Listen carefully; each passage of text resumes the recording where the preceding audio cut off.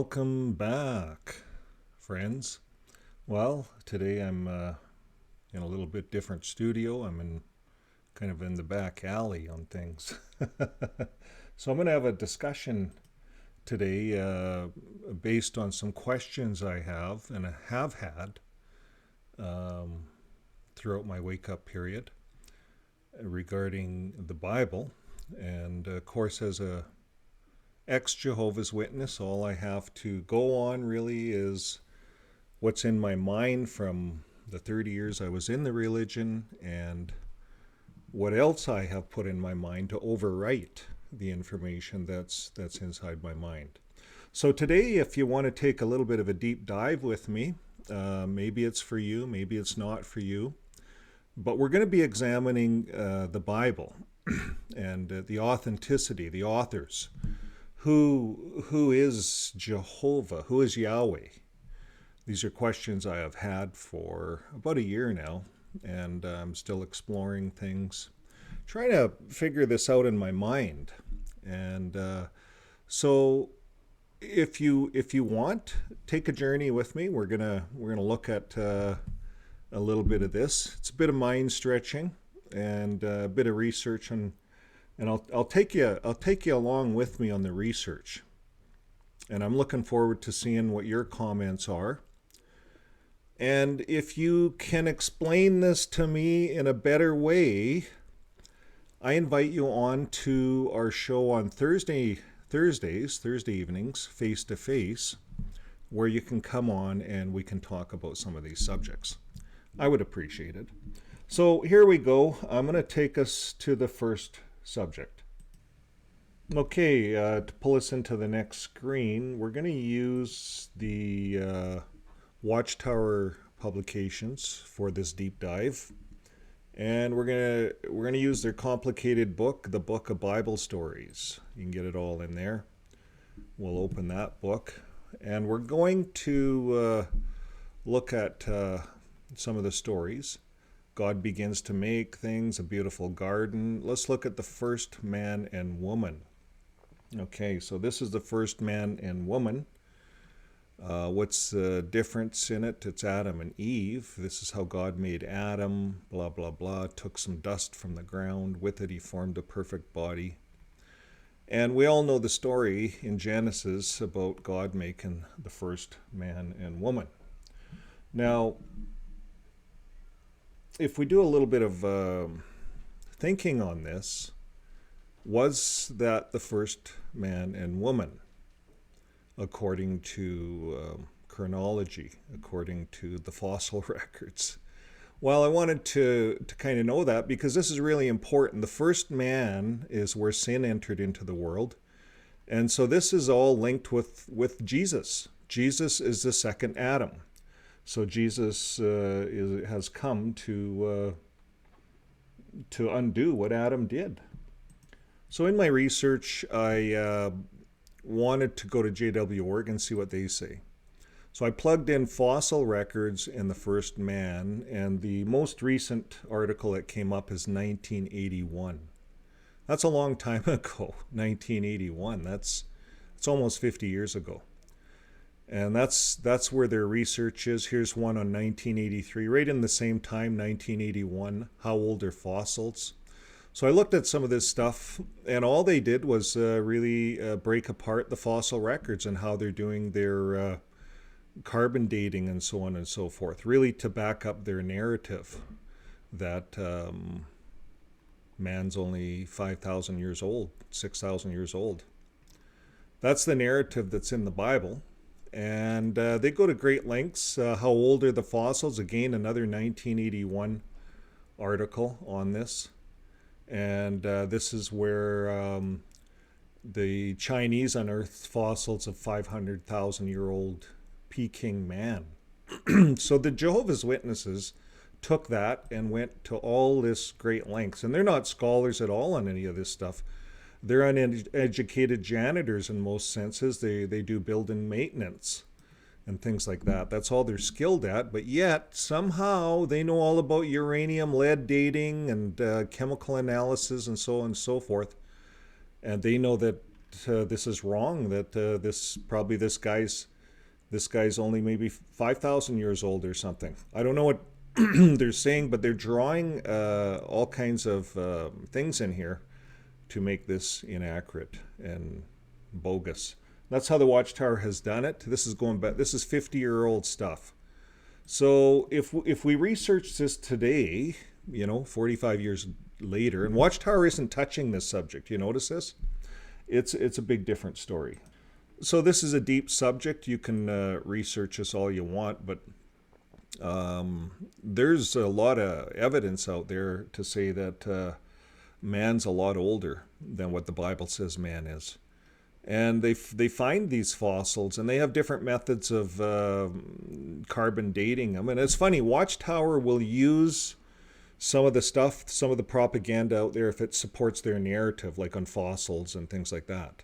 They'll pick and cherry pick out of the research of other people, because they don't have the researchers themselves. It's all cherry picking and putting together a narrative to grab us as the audience and to convince us that they have the truth and that they're speaking the truth and everything else. So now when we get out of that and we want to really look at this stuff, you got to put aside the Bible, just look at it with an open mind. And this is what I'm getting. The fossils in today's science are dating back 4,800 years, 2.5 million years, and these guys are saying. But they're saying that they're a lot older than what the Bible says, 550,000 to 750,000 years ago. They're supposing from that fossil they can reconstruct what the guy would have looked like, what people looked like back then. So what happened? Was Adam really the first man? If he wasn't, it does change the whole narrative of the Bible. Okay, we're still in the Genesis account here of man being created. And I'm just using the Jehovah's Witness pull-up.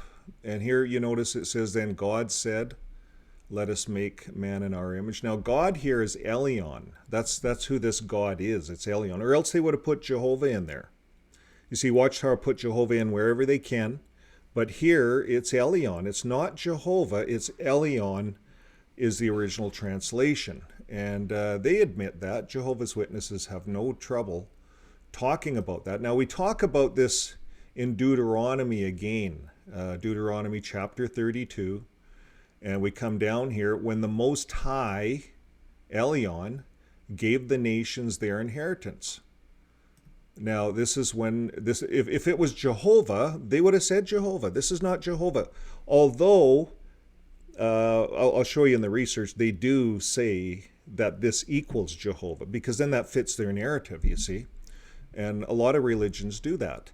But here in the Bible, it says the Most High. It's referring to that Elyon, the same group of gods that created man. Now, Elyon gave the nations their inheritance. And when he divided the son Adam from one another, he fixed boundaries of people and with regard for the number of sons of Israel. Now, there was 70 sons, and we could get into this. I think this could be a discussion all in its own, and I'll show you some of the research. But there's 70 sons, and the research shows that from the scriptures. So it says, for Jehovah's people are his portion, and Jacob is his inheritance. So Yahweh was given Israel, Jacob equaling Israel. His name got changed. So, the sons of Israel, it was divided. There was a boundary. And so Elyon said, okay, Yahweh, here's your portion, the Hebrews, the Israel, nation of Israel. You see, now when we look at it from that sense, it now starts to make sense, this whole thing. It makes more sense, and I'm going to show you why it makes more sense. Because the God above the universe, and by the way, Paul talked about this God, and I'm not going to show the scripture, you guys know it. It's when he went down to Athens, and there was all these gods there, and there was an altar made to an unknown God. He went and stood on it.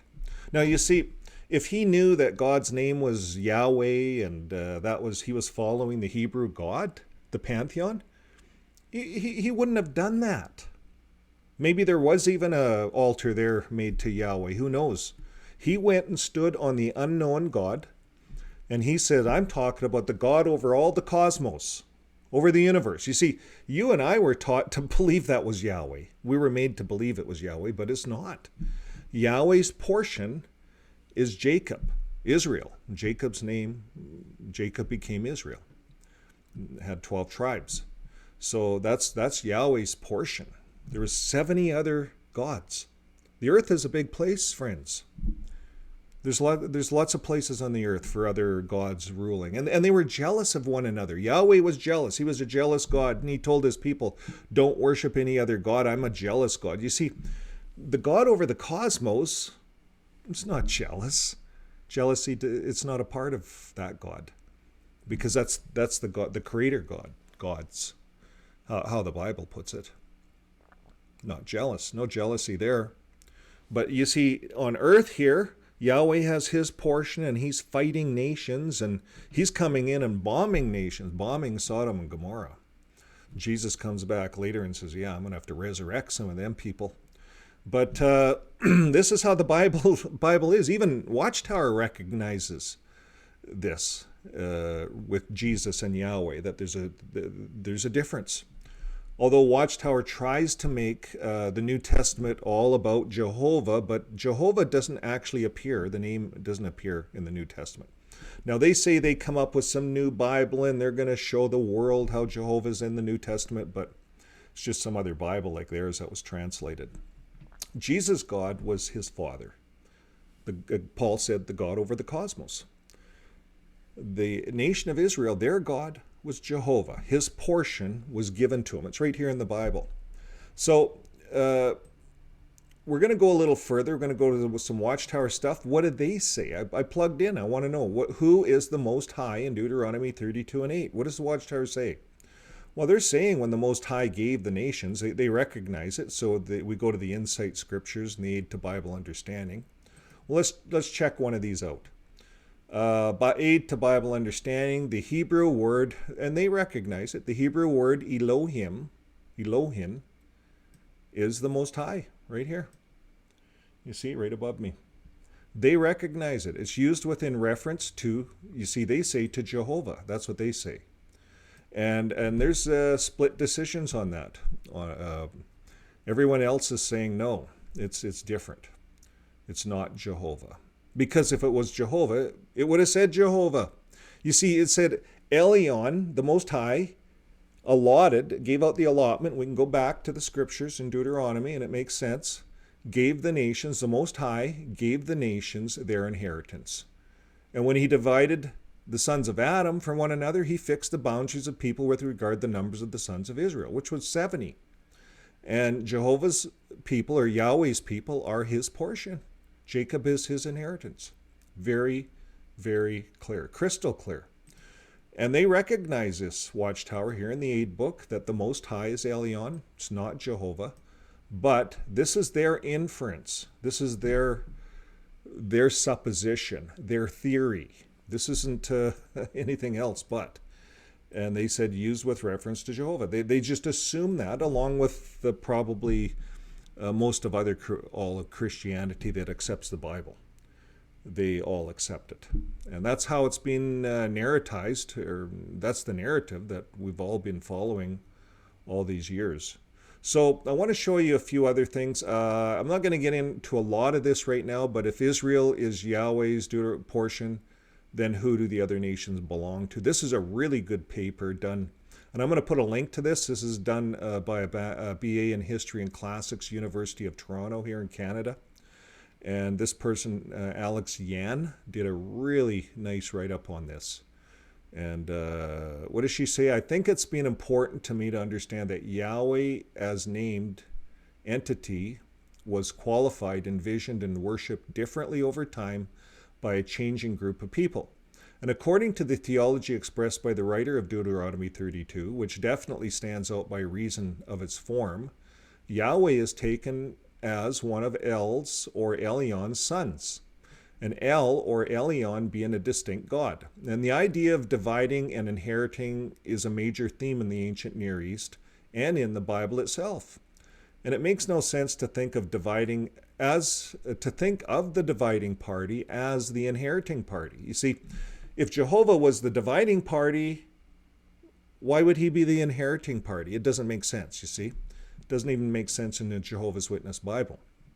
Now, the literal parallelism of Yahweh as one of many sons and Israel as one of many nations is also striking and apparently intentional. Thus, the link between Israel and its national God is emphasized. And in a related theology, El or Elyon has 70 sons. But I'm not sure whether this figure is also true or relevant in the theology of Deuteronomy 32. Though certainly a plural number of sons is guaranteed by the meaning of the poem, and the poet says that the tie of Israel to Yahweh is granted and justified by the Most High, and that the same is true of other nations and their national gods. But the point of the poem is to link Yahweh to Israel, not to expand upon the allegiances of other nations, which is only relevant insofar as it is accepted as norm and correct. And the reason why I would make clear that the issue of the perspective is that Yahweh does not seem to have a popular god in the same class as Baal, Asherah, and may have originated in Moab. So to the non-Israelite Canaanites, Yahweh may not actually have been one of Elyon's sons. But to Israelites, according to the poet, Yahweh was one of his sons. And neither perspective invalidates another. Associations of this kind are normal to the historical region and period. And like others who have written on this topic, I also think Deuteronomy 32 was written to exhort Israel to observe the religion of their national God within an international system of national gods that is expressed by familial relationship through the Most High God, Elyon. Very nicely written. Not judgmental at all, looks at all the different angles. So yeah, it shows that Yahweh is just getting his inheritance out of the 70 kids. And here's another one. What is the difference between God of Abraham and Elyon?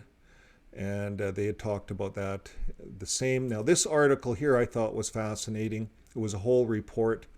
Elyon, Yahweh, and the Divine Council. And they go through all the scriptures. They show where all the kids, they name all the kids. I'm going to put this in the description as a link. And this was really fascinating, using various scriptures in the Bible, Plato, some of his writings. And down here, there's some really good references, the Deuteronomy, if you want to get into it. All of these, the Masoretic texts and so forth. So is this important to us as ex-Jehovah's Witnesses? I think it is, because I was taught for 30 years to worship this God, Jehovah, Yahweh, the Israelites' God. I was taught to worship the Israelites' God. You see, but I was made to believe that that was the God over the whole universe. But then I was finding that there was questions. And I'm going to show you some of the questions. That's the next thing. And we'll just use the Bible stories to show you how these questions all come about. Okay, we're going to flip over to the Bible Stories book here. And we looked at the first one of the first man and woman. Now, we just go a few stories down to story number 6. And we see the good son and the bad son. And this is a picture I seen on this video. I was watching GG4B. They were doing an interview, and I recommend everyone watch this. It was a really good interview with Joe and Fran, and it was talking about the Bible. And there's two views on it.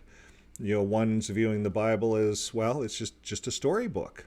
And the other's viewing the Bible as rock solid, kind of like how we used to view it as Jehovah's Witnesses. So it's an interesting perspective. And I think it's important that we all have a viewpoint and we all do our research and figure this all out. But here's the research I got out of it. I've seen this picture pop up a bunch of times, and I knew I'd seen it before. And it's the good son and the bad son, Cain and Abel, and that whole story. So when you look at it from the perspective of, and we all know the story, the good son and the bad son, let's just go over it quickly. Look, Cain and Abel now, they have grown up. Cain's become a farmer. He grows grain, blah, blah, blah. One day, Cain and Abel bring a gift to God. Cain brings some food he has grown. Abel brings his sheep he has grown. Jehovah's pleased with Abel, but he's not pleased with Cain. Do you know why? So I went and looked at the scriptures here. Let's just pull that up. And we look at the scriptures. Cain brought some fruits offered to Jehovah. And so Cain was a farmer of the land. Cain did grain and fruits and stuff like that. And there's only so much you can do. You can bring your best to your fruits. But if the God that you're serving just doesn't like vegetables, he's a meat eater. You see, and Jehovah loves the smell of meat, of burning meat. I can't imagine the God over the cosmos really giving a rat's behind about that. Like, come on. But Jehovah loves it. And he just fell in love with Abel. He was a shepherd of the flock, so he had sheep. He butchered a sheep, put it on, and burnt it for him. And Jehovah just loved that, including the fat, the burning. They just loved that smell. So there's a lot of speculation as to who this Jehovah character is. He could be a sergeant or some kind of a ruler just over that land, like a physical ruler, a physical human being, or an advanced human being of some form, a god type human being, like an angelic god, a god over the earth, but not a god over the whole earth, just a god over Israel. So he comes down, and Jehovah loves the burning of the meat. And he did not look with any favor on Cain's offering. So Cain grew hot with anger and was dejected. And then Jehovah said to Cain, why are you so angry and dejected? If you turn to doing good, you will not restore to faith. Well, he wasn't a meat farmer. He wasn't a sheep farmer. You know, he did grains and vegetables. That's all he could offer Jehovah. But Jehovah didn't like that. He wanted the meat.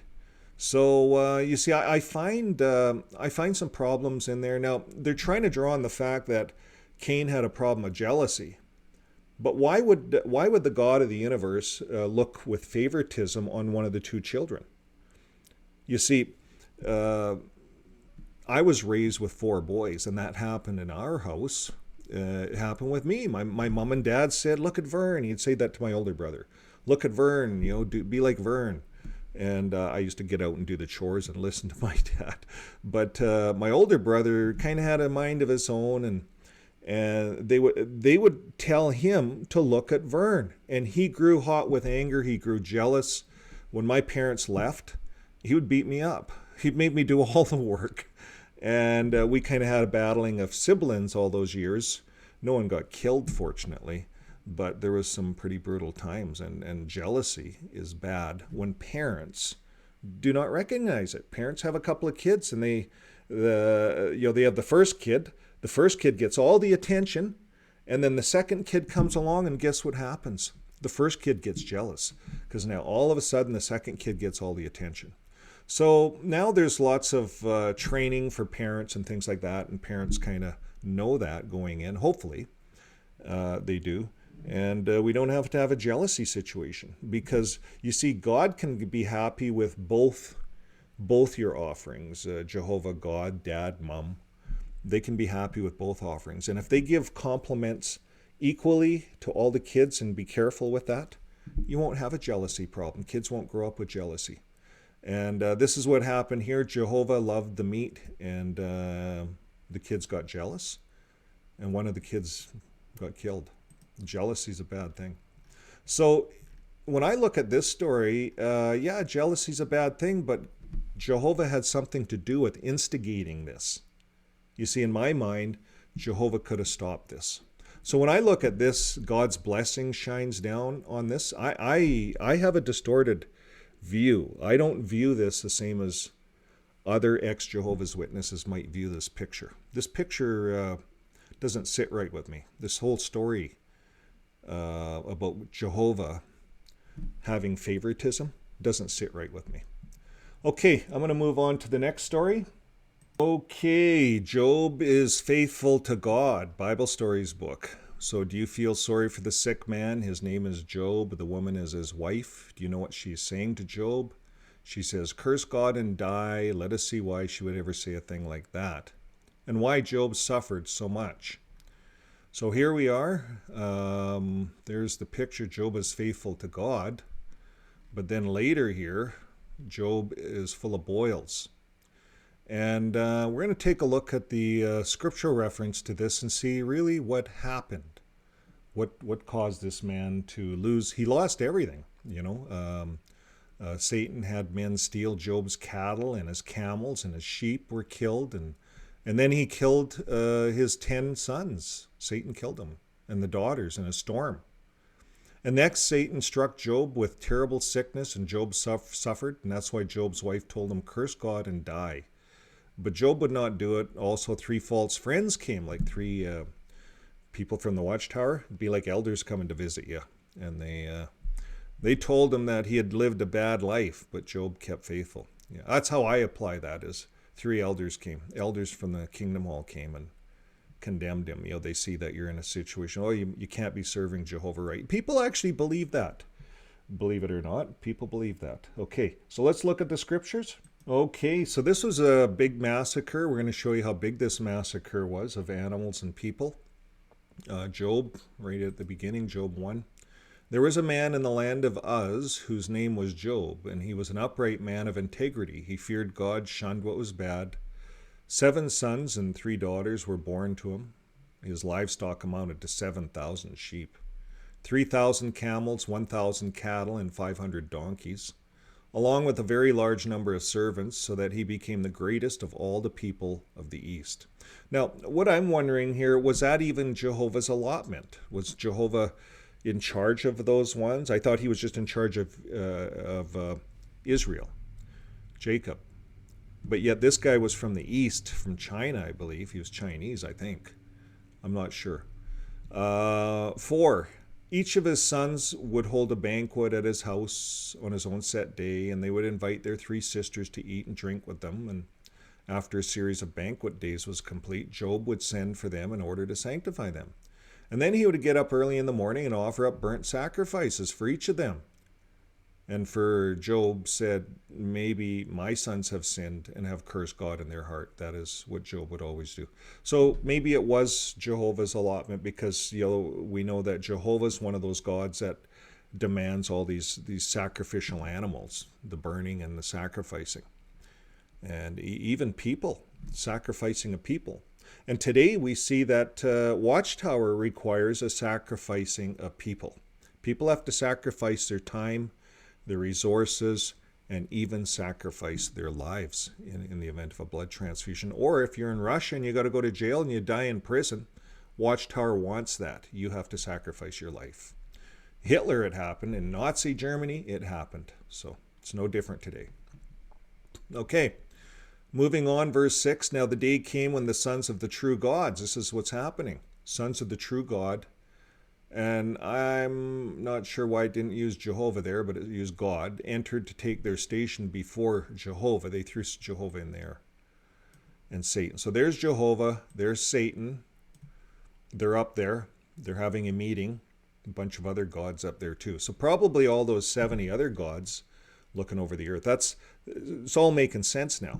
And you got Jehovah up there, Satan's up there. Satan, the Jews call Satan, he's an important part. He's supposed to help the gods in determining who's right or who's wrong, who's sinful. I don't know, testing people. It seems like we're on this earth getting tested every day. So maybe some of this stuff's true, maybe it's not, I don't know. But let's look at it. These are stories in the Bible. And they call them Bible stories. That's what the book says. So we're looking at them. Now, Jehovah's Witnesses don't view these as stories. They view these as fact, that they really happened, and that they're dissecting every bit of this as fact. So let's look at it. They all had this big meeting. They're all in heaven. And then in verse 7, Jehovah said to Satan, "Where have you come from?" And Satan said to Jehovah, "From roving about on the earth and from walking about in it." And so Jehovah says to Satan, "Have you taken note of my servant Job? There's no one like him on all the earth. He's an upright man of integrity. He's fearing God. You see, he didn't say he's fearing me, Jehovah. He didn't say that he's fearing God. That's the Elyon, the God over the universe. Probably. You see, it's making more sense now. So Job fears the God over the universe. He's shunning what is bad, and at that Satan answered Jehovah, "That's nothing that Job has feared God. Have you not put a protective hedge around him and his house and everything he has? You have blessed the work of his hands and his livestock and has spread out in the land. But for a change, stretch out your hand and strike everything he has, and he will surely curse you to your very face." And then Jehovah said to Satan, "Look, everything he has, it's in your hands. Don't kill the guy, Just don't kill the guy." So Satan went out and killed all his cattle, donkeys, everything. Brought in. I'll read it to you. Now, in the days when his sons and daughters were eating and drinking wine at their oldest brother's house, a messenger came to Job and said, "The cattle were plowing and the donkeys were grazing, and when the Sabaeans attacked and took them, they killed the servants with the sword. I'm the only one who escaped to tell you." And while he was still speaking, another one came and said, "Fire from God fell from the heavens and blazed among the sheep and the servants and consumed them. I'm the only one who escaped to tell you." And while he was still speaking, another one came and said, "The Chaldeans formed 3 bands and made a raid on the camels, took them. They killed the servants with the sword. I'm the only one who escaped to tell you." And while he was still speaking, yet another one came and said, "Your sons and your daughters were eating and drinking wine in their oldest brother's house, and suddenly a great wind came from the wilderness and struck the 4 corners of the house, so that it fell on the young people and they were killed. I'm only the only one who escaped to tell you." And at that, Job got up and ripped apart his garments, cut the hair off his head, that he fell to the ground, bowed down, and said, "Naked I came out of my mother's womb, and naked I will return. Jehovah has given, and Jehovah has taken away. Let the name of Jehovah continue to be praised. In all of this, Job did not sin or accuse God of doing anything wrong." So, again, it's using God here, God of the universe. Why didn't it say Jehovah? So he's saying, let the name of Jehovah, the God who's ruling us, and he's referring to the God of the universe. This is, if you read it that way, you can read this in the scriptures. You can see the 2 gods. I can. So now, here's the problem I have with this whole thing. If I'm following Jehovah and I'm doing a really good job and I'm being blessed, then Jehovah's going to have a meeting and tell Satan, strike everything down. Just destroy everything about that guy. Let's see if he keeps serving you. That could happen, right? Because we believe this. If, as a Jehovah's Witness, if you believe this is a true story, then you believe this is all in heaven. It could happen again and again and again. And you can be tested this way. So in other words, Jehovah goes up into heaven. They have their meeting, and Satan says, they have bets. It's like a bet. Jehovah says, "I bet you he won't turn against God. You can take everything away. You just can't take his life, and I bet you he will." Satan said that, actually. Satan said, "I bet you if I take everything away, he'll." But you see, Jehovah went for the bet. Jehovah went to Vegas and gambled. He gambled with Satan. And he gambled that Job was going to be faithful. Now, of course, the Bible says that God or these gods can read your hearts, so maybe he could see something. And that's what happened. But it's like a gamble. It's like a bet. I don't know. How do you guys feel about that? Do you see that in here? If I'm following Jehovah, it makes me nervous. So if there's some other God, if all these gods are real, right? If I'm to believe that, and there's a God over the universe, I'm following Jesus' God. I'm going to go for that God because it's a higher up God. It's the God that created everything. I have the option. I don't have to follow Jehovah. I'm not the sons of Jacob. I'm not an Israelite. Jehovah's not my God. Yahweh's not my God. You see that, folks? Jesus never ever used the name Yahweh once, never ever told us to worship Yahweh once. Paul worshiped the God of the cosmos. He could have in Athens said, yeah, Yahweh's my God, but he didn't. He didn't even once mention that. He said, my God is, I'm talking to you guys about an unknown God, the God over all the cosmos. The God that Jesus calls his Father. You see, it gives us a different story when we start looking at it differently. Okay, well, let's go to the next one. I won't talk long on this one. This is the copper serpent. I did a video on this a couple of weeks, a month ago. And it leaves me questioning things as well. You know, these people just came out of Egypt. They're tired. They were hungry. They were complaining. This is what people do. The God over the cosmos understands it. He made people, knows what they're dealing with, knows how we're made up of.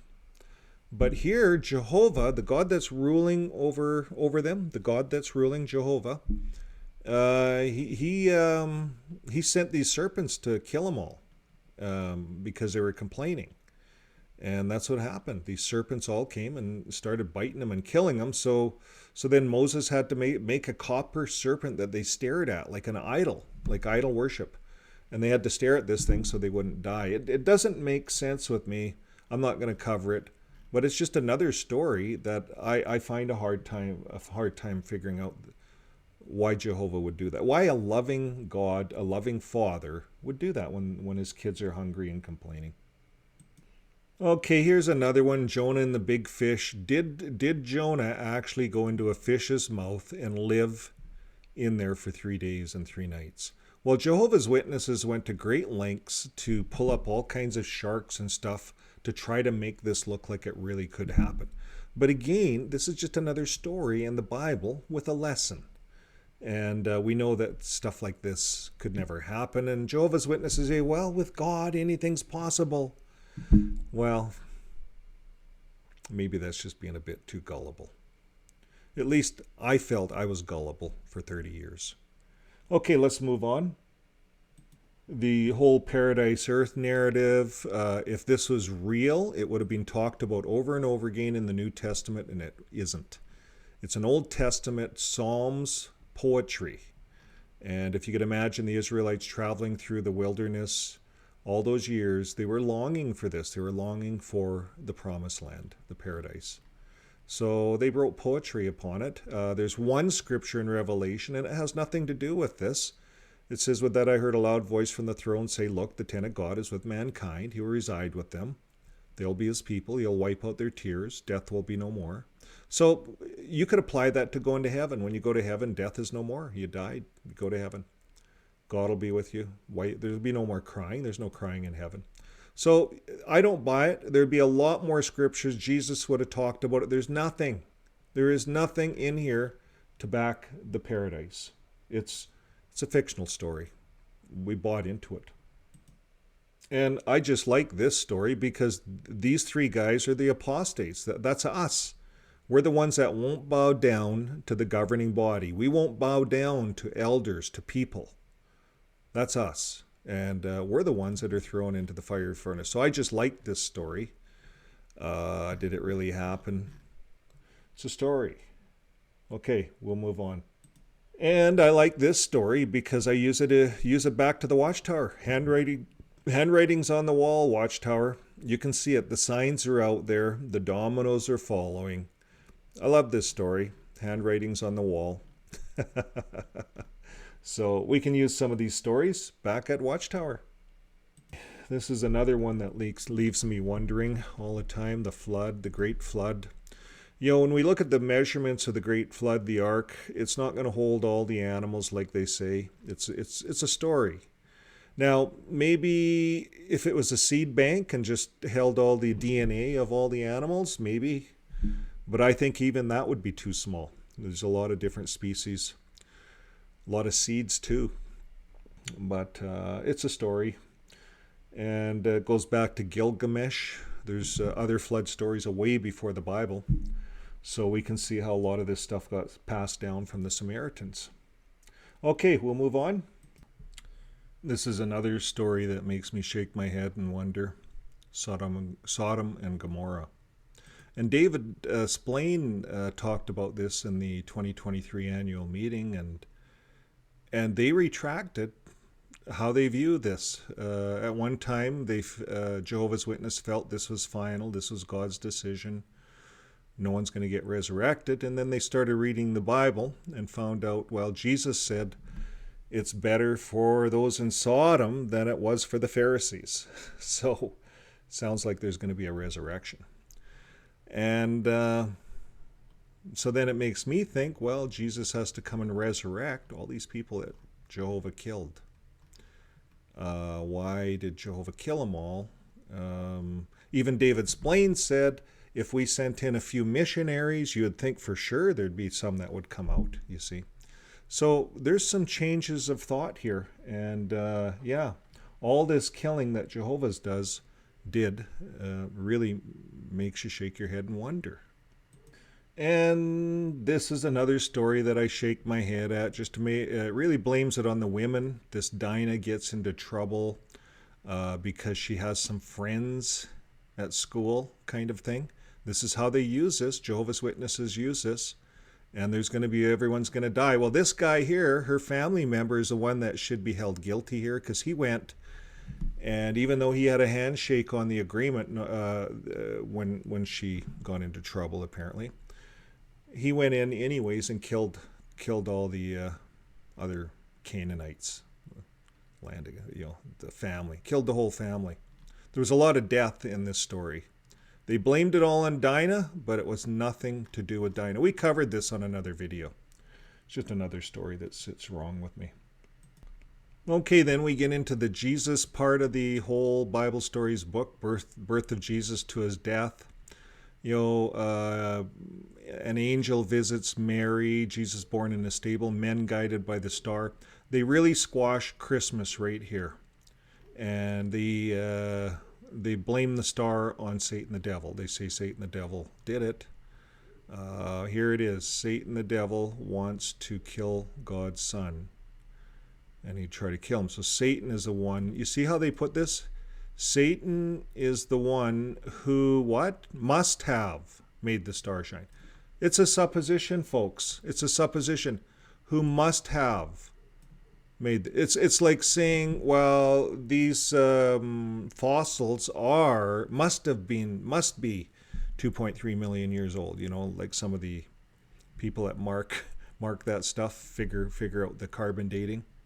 They don't use exact, and this is how Watchtower comes back and says, well, you see, they're using words like must have and things like that, so we know it's all bogus. Well, here in their own stuff, you can use the same reasoning back at them. That's their only thing. They have no scriptures, so Satan is the one who must have made the star shine. What a bogus thing. The star, we covered this on another video. This really sits wrong with me because this destroys the whole Jesus thing, the whole Christmas thing. It gets rid of it. They demonized it right here in one story, in one supposition. This story I like because now we're getting into what Jesus did. He cleaned the temples out.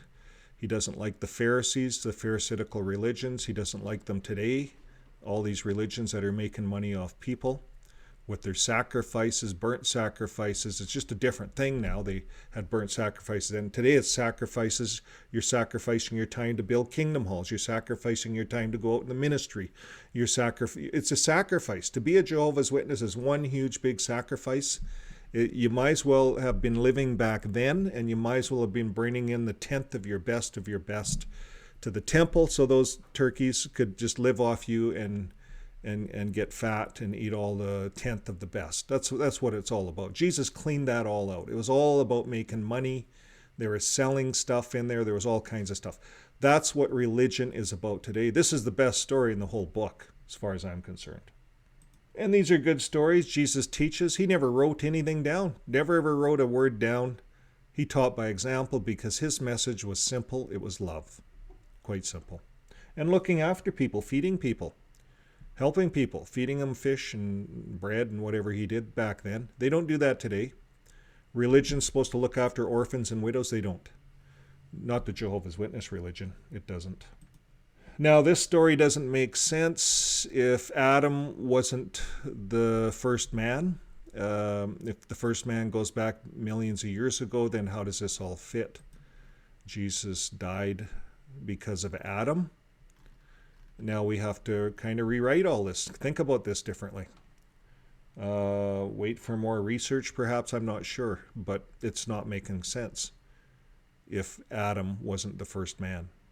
This whole Bible doesn't fit together. You see, it looks like someone pieced this together to make it look like this for us.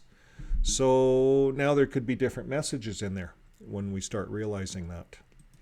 And when I read this story, Paul, he's on his road to Damascus. Saul was his name. He was a killer of the Christians. He's the guy that was running around killing all the Christians. And then no one witnessed this event, but this bright line, he wrote about it, I guess. And he wrote a lot of the Bible, apparently. But he was a killer of the Christians, and then he became the father of Christianity, in a sense, organized Christianity. Jesus didn't organize people into churches and stuff like that, but Paul did. And Paul made all these rules. He was never married, but yet he had all kinds of rules for women. Women couldn't teach, had to wear scarves on their heads, things like that. Mind you, that was the standard back then, but I don't know. I take Paul with a grain of salt. And then they say, if you look at the history, Paul may not have written all the 37 books. Other people may have written stuff, and they just stuck it under Paul's name. And so goes for a lot of the other writers of the Bible. So if you do the research, it doesn't come out exactly the way Watchtower, well, definitely not the way Watchtower presents it. And here's the way I look at it. If you trick me once with this book, shame on you. If you trick me twice, shame on me. So it's a book of trickery. It's a book that can be used in many different ways. And I'm careful with it. I'm not going to, I take it with a grain of salt. And I think what Joe is saying on our show, on his channel, his story, there's a lot of stories here. And it doesn't mean that they're bad. We can glean a lot from these stories. But now if we know that they're stories, it changes it, doesn't it? You see, if you go to the movie theater and you want to go on a roller coaster ride of fear and whatever in the movie theater, you know it's fictional. At the end of the roller coaster ride, it's over. You had your adrenaline rush. But you see, once you're in the Watchtower, you believe all this stuff is real. It's fiction. It's just a roller coaster ride, but you believe it's real. And that roller coaster ride goes on forever in your mind. And it's not healthy, and it causes a lot of problems. So if you want to learn more about that, there's a new podcast show that's out on Saturdays, and it's Madeline. She's one of the ex-Jehovah's Witness members, and her husband, Christian, if I said that right, is they're doing it. And Christian is a psychologist, a professional psychologist. They just put on their first podcast. It's excellent. And it's going to help the community out a lot. So thank you to both of them. And thank you to you guys for following along with this little back alley discussion.